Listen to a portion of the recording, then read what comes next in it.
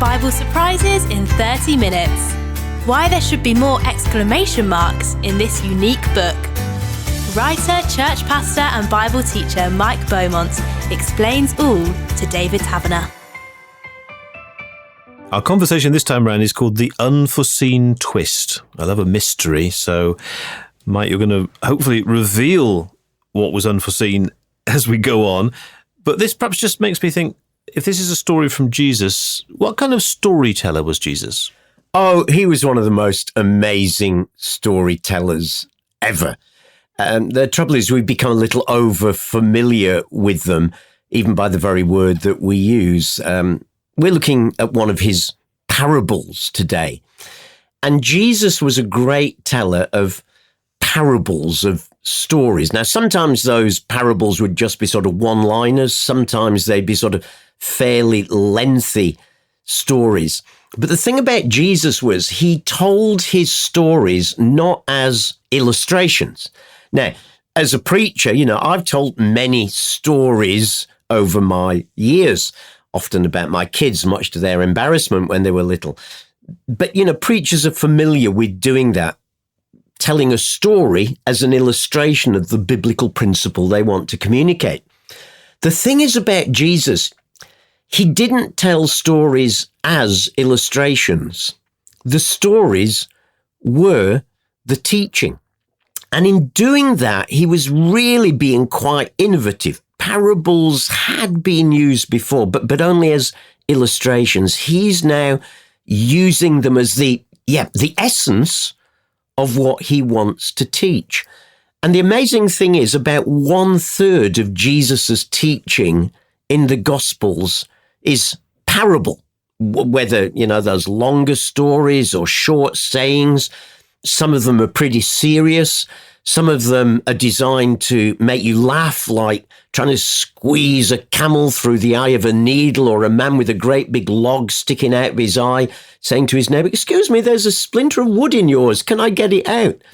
So some are serious, some are funny, but all of them are impacting. And the interesting thing is, so many of them don't turn out as you might have expected. So we get stories of workers in the vineyard who work only for part of a day, and you'd expect they'd only get paid part of their salary, but they get paid all of it. Who in their right mind would do that? Well, God would, Jesus is saying. Or the story that we're going to look at today, which has an incredibly sort of unforeseen twist to it that would have been really shocking to the people who heard it at that time. Who's listening to this particular story? Well, this particular story was told to one individual. Often these stories are told to sort of crowds, but this one is told to one particular individual who comes to Jesus with a question. Now, it's clear that he was hoping to catch Jesus out. Bit of a trick question. Absolutely. And the religious leaders, the Sadducees and Pharisees, were pretty good at coming along to him, hoping to trap him and be able to say, "Aha, got you." And clearly this expert in the law, what was called a scribe. Scribes in Bible times weren't just those who copied the law. They were also the guardians of the interpretations of the law and helped apply the law for life, hence the long lists of additional rules that they and the Pharisees had come up with.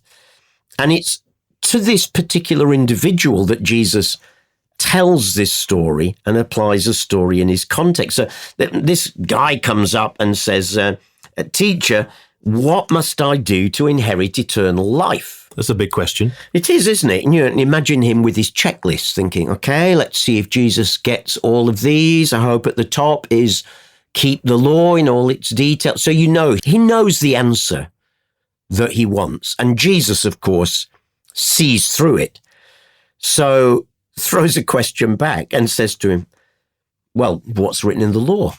How do you read it?" Is that Jesus' technique very often? Oh, Absolutely. He will often throw questions back to people, not because he doesn't have an answer, but because he wants to expose what they are thinking or wanting to do. So this guy comes back with what would be the classic, orthodox, absolutely correct Jewish answer for those days. We read in Luke chapter 10. Oh, and by the way, Luke is the only gospel that has this particular parable, so it clearly impacted Luke. In Luke 10:27, he replies, "Love the Lord your God with all your heart and with all your soul and with all your strength and with all your mind, and love your neighbor as yourself." And you can imagine him perhaps going into his religious tone at that moment as he declares these two powerful scriptures, the first one from Deuteronomy, the second one from Leviticus. And of course, he was absolutely right. Those were the essence of the law, which is why Jesus says, "You've answered correctly. Do this and you'll live." Now, of course, when Jesus said that, he's affirming what this guy says. But when he goes on to say, "Do this and live," what's the implication of that? Jesus might be suggesting that perhaps he hadn't done this and he needs to start going away and doing it. So this religious guy then comes back to him with yet another question, because he's now cornered. Possibly slightly offended. Oh, I think he absolutely would have been. So he's got another question to come back. He's just said, well, love the Lord your God with all your heart, soul, mind, and strength. Love your neighbor as yourself. And then says to Jesus, we read in verse 29, but he wanted to justify himself. So there's what's going on. He wanted to justify himself. So he asked Jesus, "And who is my neighbor?" Now, I think what we need to read there is, what he's really saying is, you are absolutely right, Jesus. Of course, the challenge is knowing who our neighbor is, isn't it? We've got to get that right, because otherwise, we'll be pouring our energy into the wrong things. So, yeah, you're absolutely right there. But so who is my neighbor? Trying to get Jesus to interpret for him the law. Exactly, and possibly let him off the hook, of course. And so what Jesus will do is now tell one of his stories, one of his parables. And it's important to remember that the whole parable is the answer to the story. So when we read parables, we shouldn't be looking for micro detail in, what does the stem mean? What does the root mean? What does the flower mean? That's not how parables work. Parables generally just have one main point. And that's clearly the case with the parable of the Good Samaritan that he goes on to tell, because it's all in answer to this question, who is my neighbor? And he'll go on to tell a story from everyday life. By the way, Jesus's parables were always from ordinary everyday life. They'd either be from, the life people had experienced in that agrarian community, like sowing seed or catching fish, a whole bunch of those in Matthew 13. It might be from recent events, like Herod going to Rome to be appointed king, which he makes a parable out of in Luke 19. So they're often drawn out of everyday life. And even this story, though it might seem strange, is one that people would nod and say, oh, yes, I know that's happened, hasn't it? So Jesus sort of refers to people that would have been real to the listeners and they could relate to them. Yeah, absolutely. Everyday, ordinary life, people like them around them, experience like they themselves had had, so they could absolutely identify with what he was saying. But this particular story, by the sound of it, has got an unforeseen twist. Oh, absolutely. And I think for many of us, this story is so familiar that we miss how unforeseen, how disconcerting the twist is in the story. Remind us of the story. Well, Jesus starts out with something that wouldn't have been a surprise at all. he tells a story of a man getting mugged on the dangerous road from Jerusalem to Jericho. I've stood there and seen this ancient road as it winds around the hills, hugging the edge of the hillside. And it's absolutely desolate in parts as it goes down from Jerusalem right down to below sea level at Jericho. And there are often rocks and overhangs, and it was a pretty dangerous road. And it was not uncommon at all for people going down that road or that kind of road to be mugged by robbers as they went. So normally they would have travelled in groups. For safety, it would have been very unusual to travel alone. So here is this guy setting off from Jerusalem to go down to Jericho. And on the way there, he's mugged. He's attacked by robbers. We're told that they stripped him of his clothes, beat him, went away, leaving him half dead. Now, you can imagine this religious guy and maybe a little crowd had gathered around by now as well, just listening in, sort of nodding their heads, thinking, yeah, do you know what? You can't travel anywhere these days. There's just no safety and security. You're right.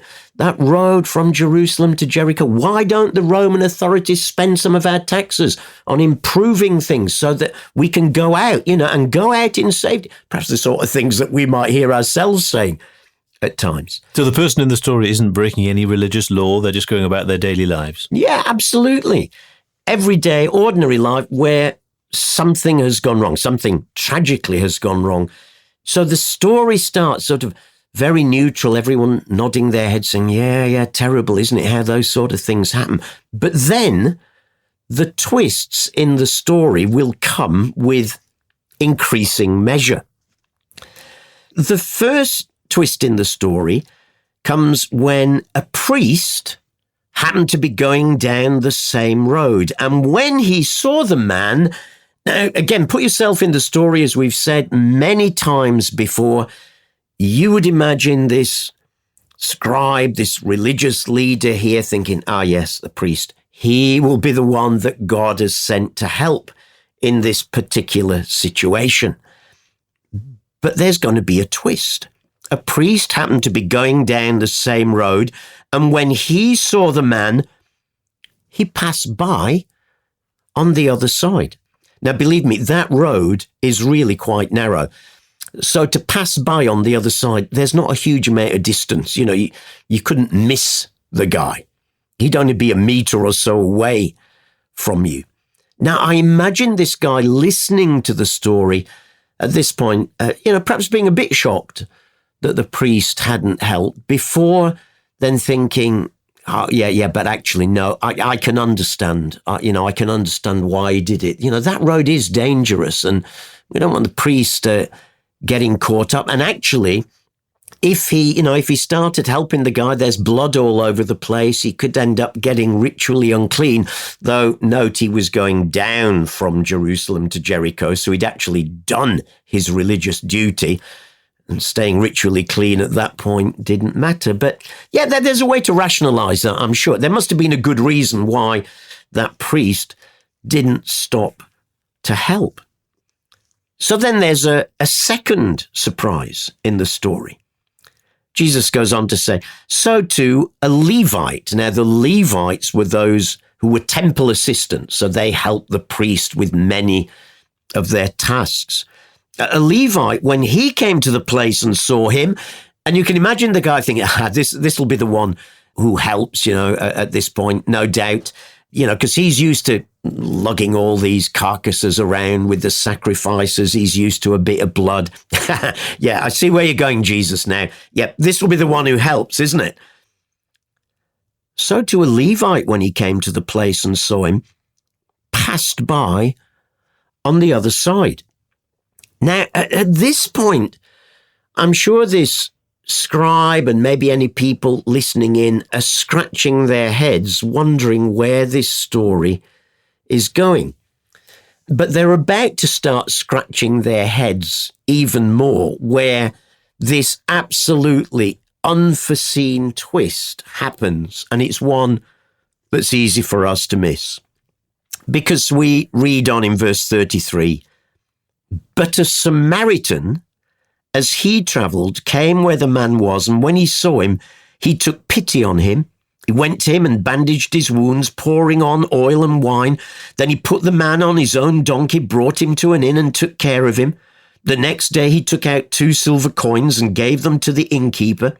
Look after him, he said, and when I return, I'll reimburse you for any extra expense that you may have had. It's very kind of him. It was not only kind, it was shocking. Because we've spoken in a previous episode of the huge rift, the huge gulf that there was between Jews and Samaritans. Jews hated Samaritans and vice versa. Why? It all went back to the time of the exile.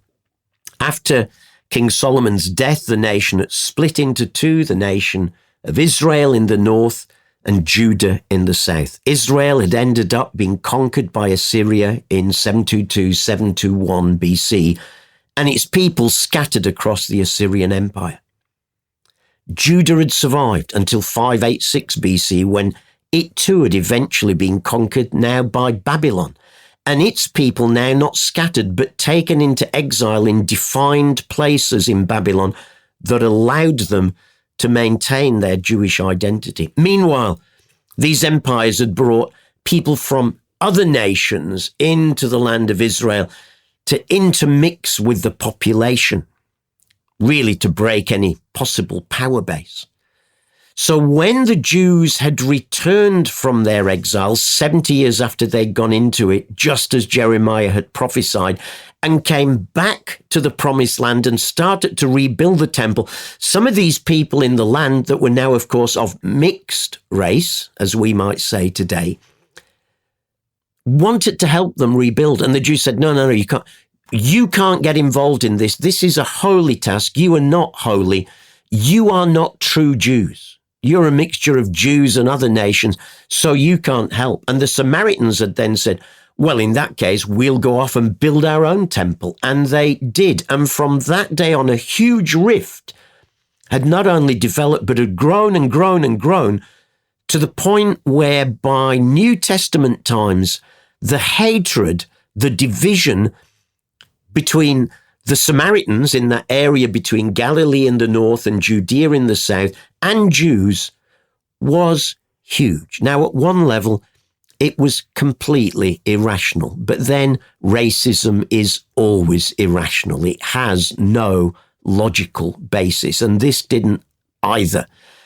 And even if they said, yes, but in history, yeah, come on, but history has moved on and life has moved on. We cannot live in what happened hundreds of years ago and continue those arguments today.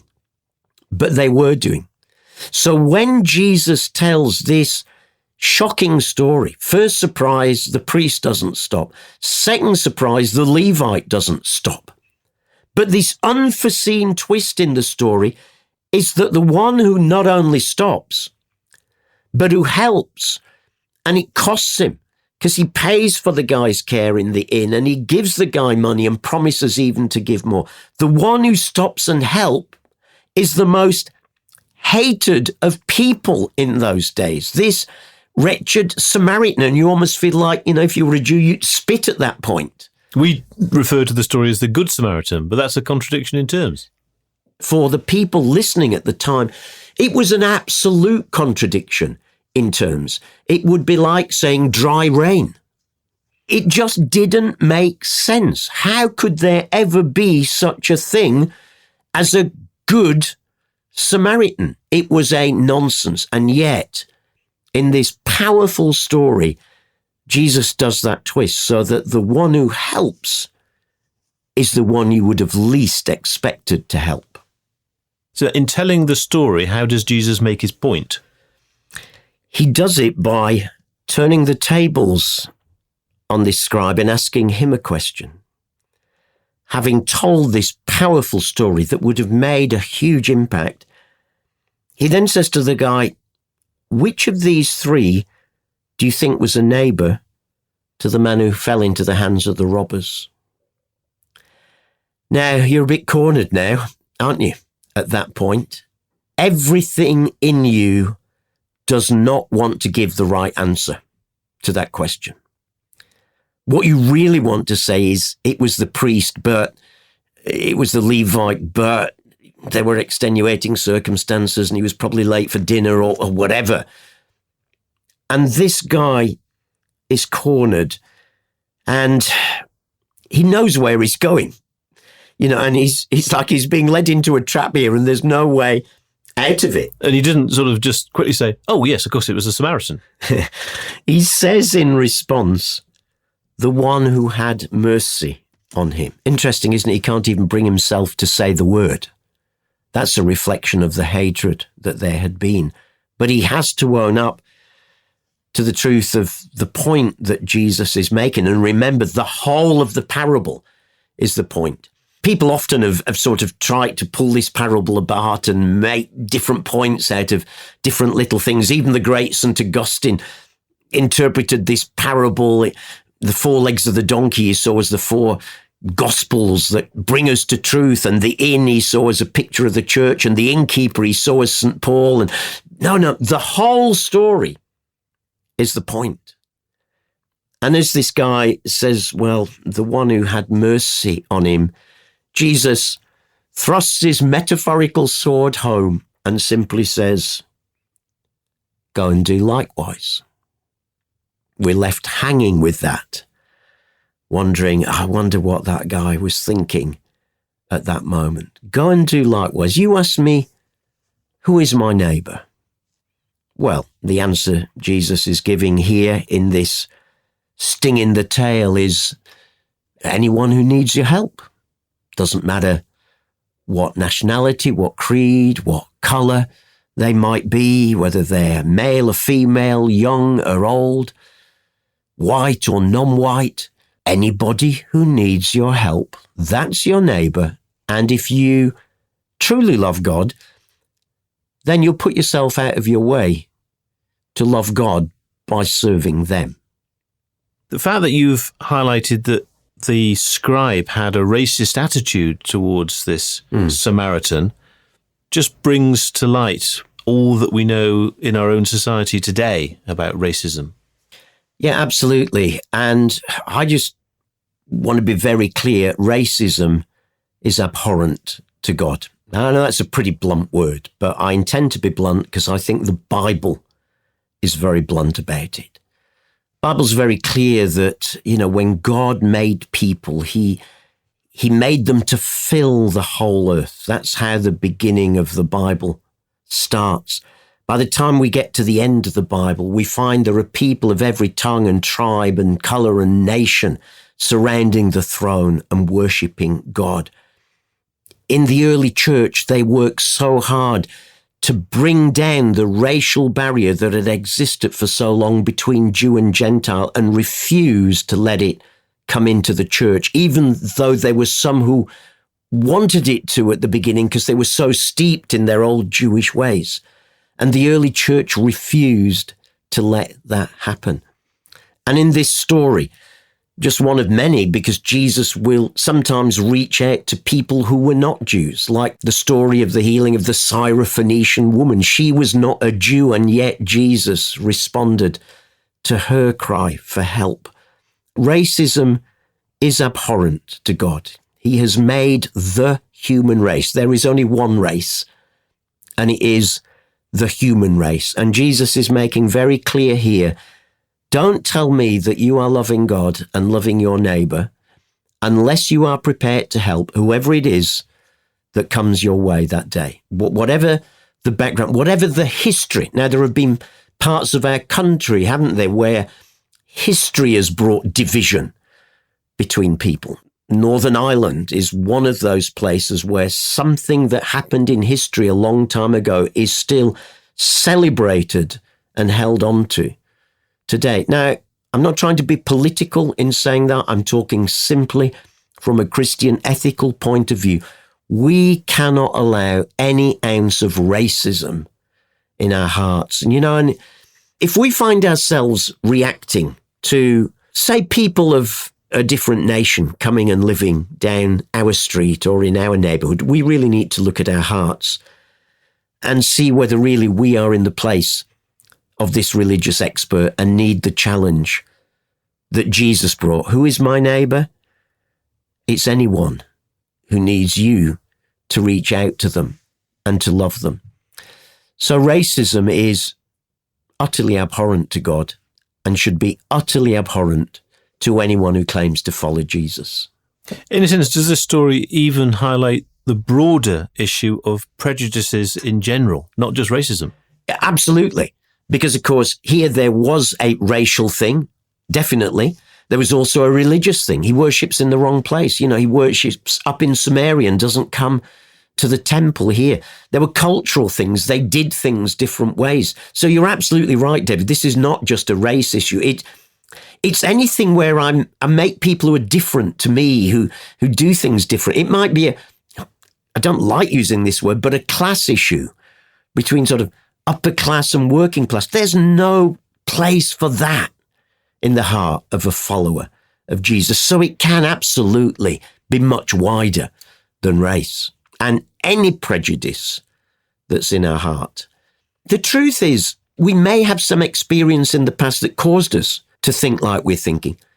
Well, if we're a follower of Jesus, we need to deal with that. If it's some offense from the past, we need to let it go. If we need to forgive someone, we need to forgive them. If we need to ask for healing from some hurt, we need to ask for healing. But whatever it is, who is my neighbor? Jesus makes clear.